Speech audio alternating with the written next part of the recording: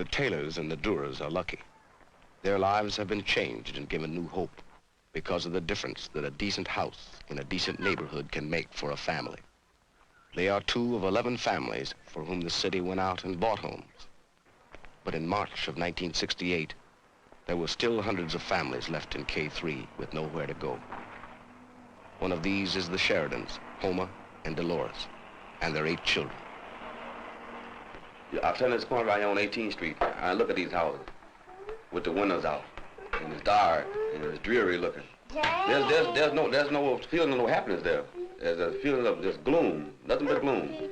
And you want to turn around and go back. And then you say, well, what the hell am I working for? And you might we was sleeping on the dump or sleeping at the mission if you're gonna do like this here. I seen you laying on the floor. Right there.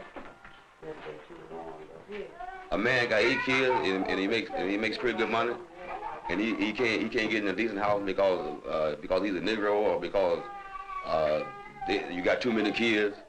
That just don't seem right. What's the matter with him? It's like you're just working in vain. You know, then they wonder, like, they say, well, why did this man here say he's not himself no more? He's drinking. He done started drinking, and but just a lot of guys, that's a little outlet. Maybe for an hour or two, and you come around the corner when you maybe half high or something, then you might see the house look a little different. You might until you wake up. Things look better to you sometimes when you're intoxicated when you're sober. Say, how come you don't come on right on time? And then you say, well, I want to come out looking at all that. Well, and now he's neglecting his family because he's so disgusted. And then he got a job, but they want you to have a job. And then when you go to the city and say, do you have any place for me to go? No, I'm sorry, your family's too large, or, you know, and all that kind of stuff. And you get a whole lot of red tape when you get into public housing.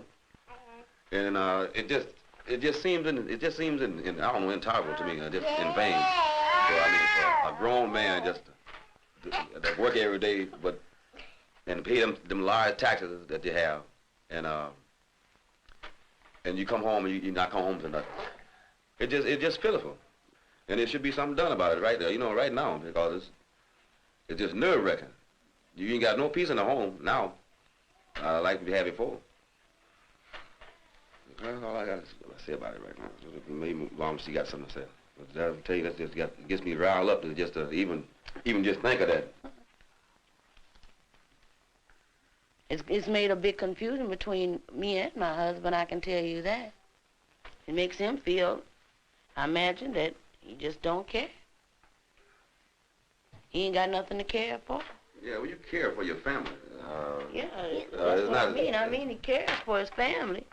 But it's the proper providing is for his family. If he see that he can't make them, well, I mean, what can he do about it, you know? I mean, the home that he has isn't in proper order. His kids isn't in proper order. And he's not in proper order. And his wife is always angry. So, I mean, what has he got? He's got a miserable life, I can tell you that. And his wife and kids is miserable, trying to cope with the thing. I mean, ain't no sense in saying that you ain't coping with it when we staying here every day. We got to be coping with it. I mean, we have to, because we ain't got no other choice.